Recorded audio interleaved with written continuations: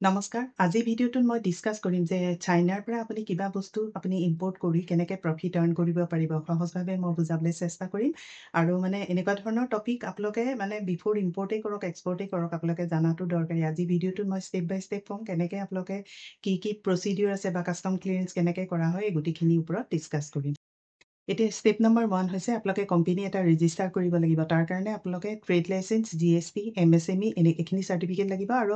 আইচিখনটো লাগিব export import licence যিখন mandatory documents হয় এক্সপৰ্টতো লাগিব ইম্পৰ্টতো লাগিব এতিয়া আপুনি চাইনাৰ পৰা আপুনি অসমলৈ ইম্পৰ্ট কৰিব হ'লে আপোনাৰ এইখিনি ডকুমেণ্টছ ইনিচিয়েলি আপুনি কৰি ল'ব লাগিব বিফ'ৰ ইম্পৰ্ট গতিকে এনেকুৱা ধৰণৰ টপিক আপোনালোকে এক্সপৰ্টেই কৰক বা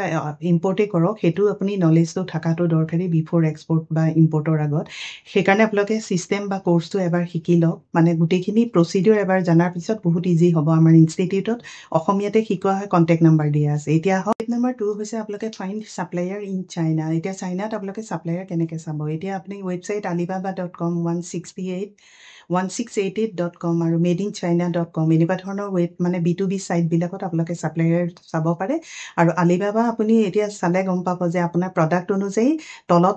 ৰাইট ছাইডে লিখা থাকিব যে প্লাছ 5 years এক্সপিৰিয়েঞ্চ বা আপুনি তেতিয়াৰ পৰা গম পাব যে সেই ছাপ্লায়াৰ বা সেই কোম্পানীটো মানে আলিবাবাৰ লগত কেতিয়া মেম্বাৰশ্বিপ লৈছে আৰু কিমান বছৰ হৈছে গতিকে তেনেকৈ ভেৰিফিকেশ্যন আপুনি কৰিব পাৰে বা ইণ্ডিয়ান এম্বেচি আছে তেওঁলোকলৈ মেইল পঠাব পাৰে আপুনি যদি এবাৰ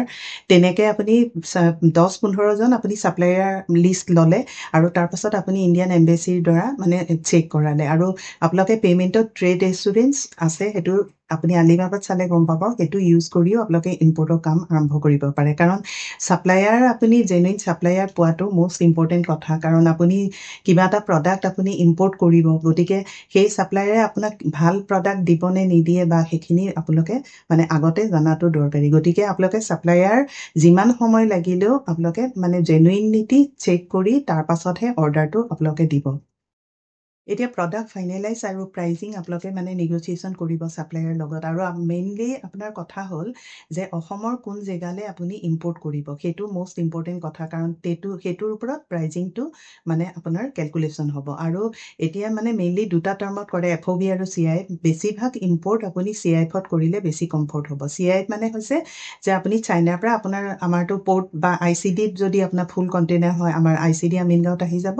আৰু যদি বোলে আপুনি কম কোৱান্টিটি আনিছে তেতিয়াহ'লে কলকাতা পোৰ্টলৈকে আহিব আৰু তাৰ পৰা আনুষংগিক আপুনি কাষ্টম ক্লিয়াৰেঞ্চ কৰাই আপুনি প্ৰডাক্টটো ঘৰলৈ আনিব লাগিব গতিকে আপুনি প্ৰডাক্ট ফাইনেলাইজ কৰাৰ আগত আপুনি এইখিনি কথা গোটেইখিনি ষ্টেপ বাই ষ্টেপ আপোনালোকে শিকি লওক আৰু এইখিনি কথা আপুনি জনাটো দৰকাৰী বা CIFত আপোনালোকে কেনেকৈ প্ৰাইজিং আপোনালোকে কেলকুলেট কৰিব বা FOBত কেনেকৈ কেলকুলেট কৰিব তাৰ ওপৰতহে আপোনাৰ প্ৰফিট মানে প্ৰডাক্টটোত কিমান প্ৰফিট থাকিব সেইটো ডিপেণ্ড কৰিব এতিয়া নম্বৰ 4 হ'ল শ্বিপিং প্ৰচেছ আপুনি মানে চাইনাৰ পৰা আপুনি কেনেকৈ আনিব বাই এয়াৰ আনিব নে বাই চি আনিব কাৰণ আপোনাৰ যদি কম কোৱান্টিটি হয় বাই এয়াৰ মানে আপোনাৰ ঠিকে আছে কাৰণ তেতিয়া কষ্টিং একো প্ৰব্লেম নহয় কিন্তু আপোনাৰ যদি হেভি কোৱান্টিটি হয় বা লাইট ৱেইট নহয় বা ৱেইট থকা বা ফুল কণ্টেইনাৰ তেতিয়া আপোনাৰ বাই চি আপুনি আনিবই লাগিব গতিকে বাই চি আনিব হ'লে আপোনাৰ যদি বোলে কলকাতা পোৰ্টলৈকে আমি আনিলোঁ সেইখিনি আমাৰ কিমান প্ৰাইজিং হ'ব সেইখিনি আপুনি প্ৰডাক্ট মানে আনাৰ আগত গোটেইখিনি কেলকুলেশ্যনটো কৰি ল'ব কাৰণ আপোনাৰ মানে বাই এয়াৰ হ'লে অলপ আপোনাৰ পে'মেণ্টটো বেছি হয় কিন্তু আপুনি মানে কম কোৱান্টিটি আপুনি বাই এয়াৰ ইজিলি আপুনি আনিব পাৰিব এতিয়া আপোনাৰ ফাইনেল হ'ল যে আপুনি কাষ্টম ডিউটি দিয়াৰ পিছত আপুনি ছাপ'জ কলিকতা পোৰ্টেদি আপুনি বস্তুটো আনিছে চাইনাৰ পৰা তেতিয়া কলিকতাৰ পৰা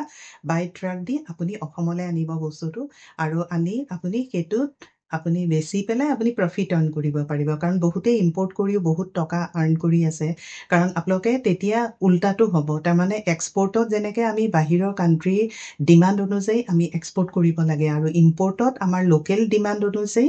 আমি সেইটো মানে ইম্পৰ্ট কৰাৰ আগত আমি সেইটো আগতে চাই ল'ব লাগিব আমাৰ লোকেল মাৰ্কেটত বা সেই প্ৰডাক্টটো আমি আনি ইয়াতে প্ৰফিট আৰ্ণ কৰিব পাৰিম নে নোৱাৰিম এতিয়া আশা কৰোঁ আজি ভিডিঅ'টোৰ পৰা আপোনালোকে অভাৰঅল মানে যে কি ডকুমেণ্টছ লাগে বা চাইনাৰ পৰা আপুনি অসমলৈ ইম্পৰ্ট কৰাটো পচিবল নে বা এইটোত প্ৰফিট আৰ্ণ হ'বনে সেইখিনিৰ ওপৰত গম পালে গতিকে এনেকুৱা ধৰণৰ টপিকৰ ওপৰত আপডেট দি থাকিম যিসকলে নতুনকৈ চাইছে ছাবস্ক্ৰাইব কৰিব আৰু আহক আপোনালোকে এক্সপৰ্টৰ কোৰ্চত জইন কৰক আমাৰ ইনষ্টিটিউটত অসমীয়াতে শিকোৱা হয় কণ্টেক্ট নাম্বাৰ দিয়া আছে থেংক ইউ ফৰ ৱাচিং দিছ ভিডিঅ'